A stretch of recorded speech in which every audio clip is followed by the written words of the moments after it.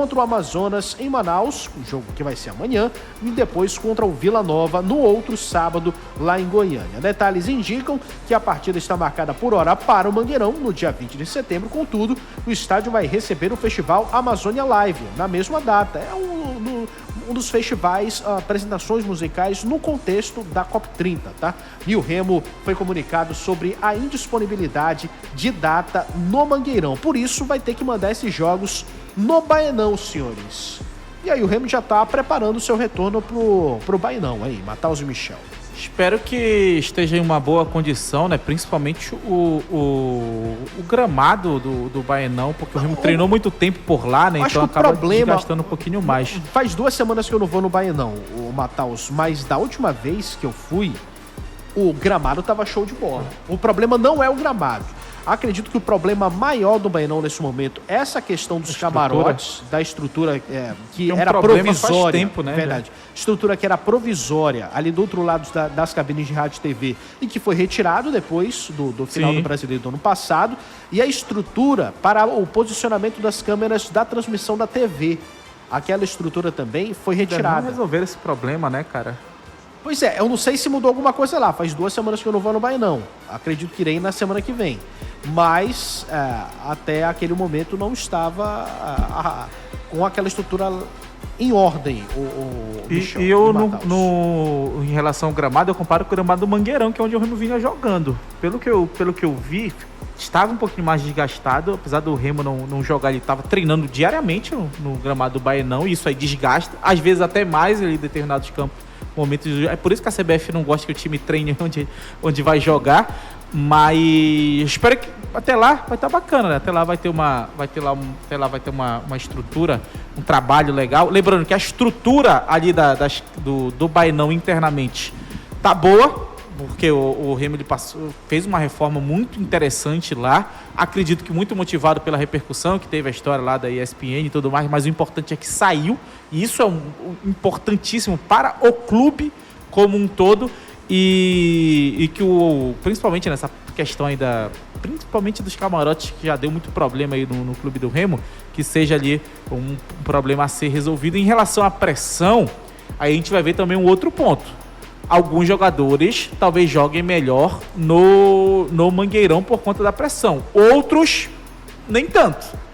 A gente lembra como em 2021 o time do Remo sentiu quando voltou a torcida no Baenão.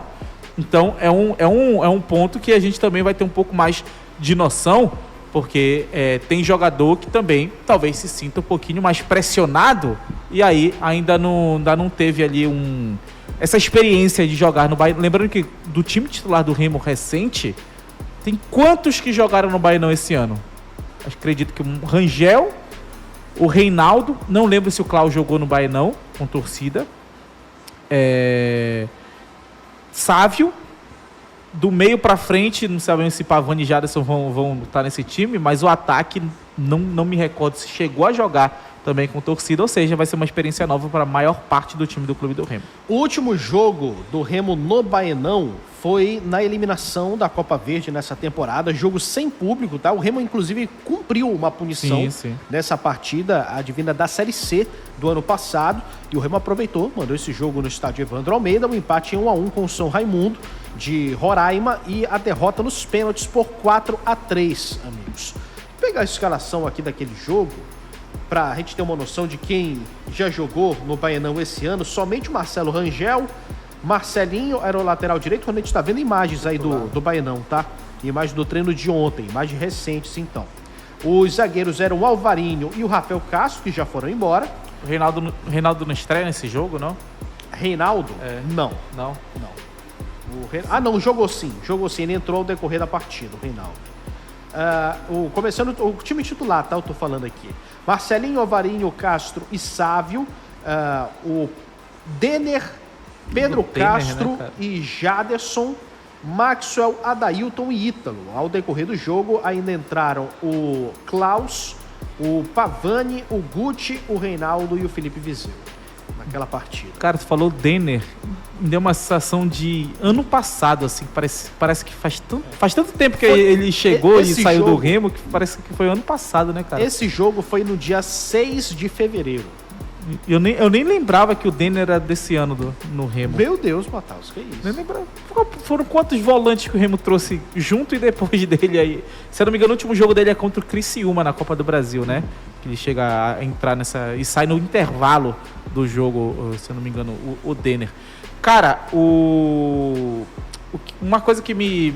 Falando agora do Remo e Amazonas, a gente vai ter um pouco de noção em relação ao time do Remo, é que agora, em teoria, tirando o Cantígio, que vinha sendo titular, o Luano foi muito titular com o Antônio Oliveira, tem basicamente todas as... Ele mantém a base do time que vem jogando, que ele mantém a estrutura do time que vem jogando, talvez uma ou outra alteração, mas vai ser uma oportunidade da gente ver o João Pedro, né, cara? João Pedro que chegou aí, eu imagino que chega para ser titular. Não sei se ele traria o João Pedro para ser reserva do Eduardo. Então já vai ter um trabalho, uma formação, aliás, característica diferente dentro da formação do clube do Remo, porque o João Pedro ele tem uma característica um pouco diferente do que é o Matheus Davó. E aí, Michel Anderson, como é que você vê essa questão do time do Remo, né? Quem você acha que já deve estrear? Aliás, quem a gente já tem disponível, Matheus, para jogar? Só o João Pedro? Eu acredito que sim, porque foi quem viajou, os outros mais recentes chegaram agora, né? O João Pedro já estava aí desde a semana passada no clube do Remo. Entre as opções, só o João Pedro. Lembrando que aqui eu não coloco na conta quem já jogou, né? Com o Remo, foi Eduardo, Nico, Diego e tudo mais. Então, dos novatos, só o João Pedro. E aí, Michel, quem que você acha que deve ganhar espaço aí? Acho que o João Pedro. O João Pedro, para mim, deve ganhar espaço aí. A não ser que ele coloque o Marrone como centroavante. Estou desconfiando que ele pode fazer o Diego isso. Na ponta? E o Diego na ponta, exatamente. Estou desconfiando que ele possa fazer isso aí. E me preocupa essa quantidade de jogador que chegou, né? Jogador que chegou para resolver, mas jogador que chegou para resolver sem condição, aparentemente, né? De física, né? Sim, condição sim, física, de jogar imediatamente, logo, né? Chegar e entrar no time.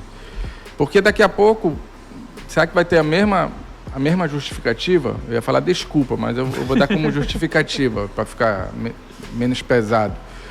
Porque os caras estão entrando em forma e tudo, aí tem gente para entrar no time.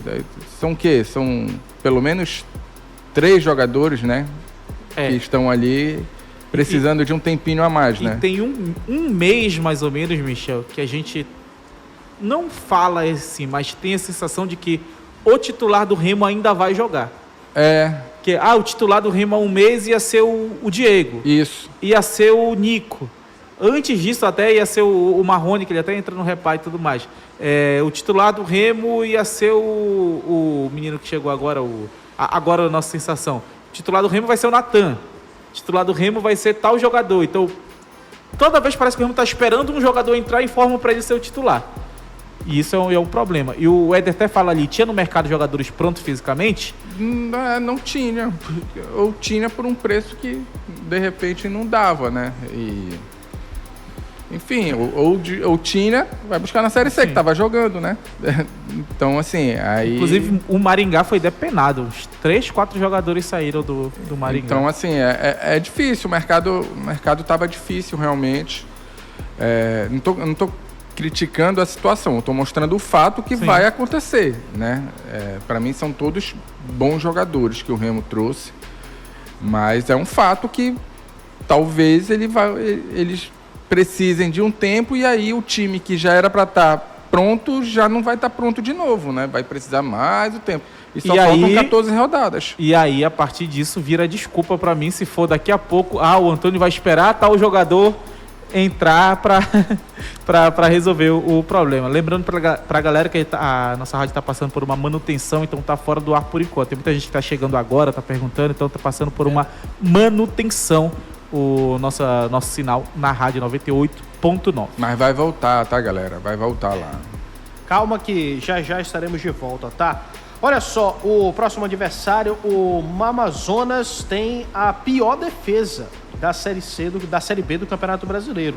Em 24 partidas, são 34 gols tomados que representa uma média de 1,4 por jogo no Campeonato Brasileiro. Amanhã a gente vai examinar até melhor esses números aqui, né, no que a gente faz de pré-jogo aqui pela manhã, então fique atento na programação, senhoras e senhores. Olha só, o Remo já está em Manaus, desembarcou na tarde de ontem, né? O Remo viajou também na tarde de ontem e a gente vai trazer mais novidades sobre o time azulino ao longo da programação. 11h23, meus amigos, olha só,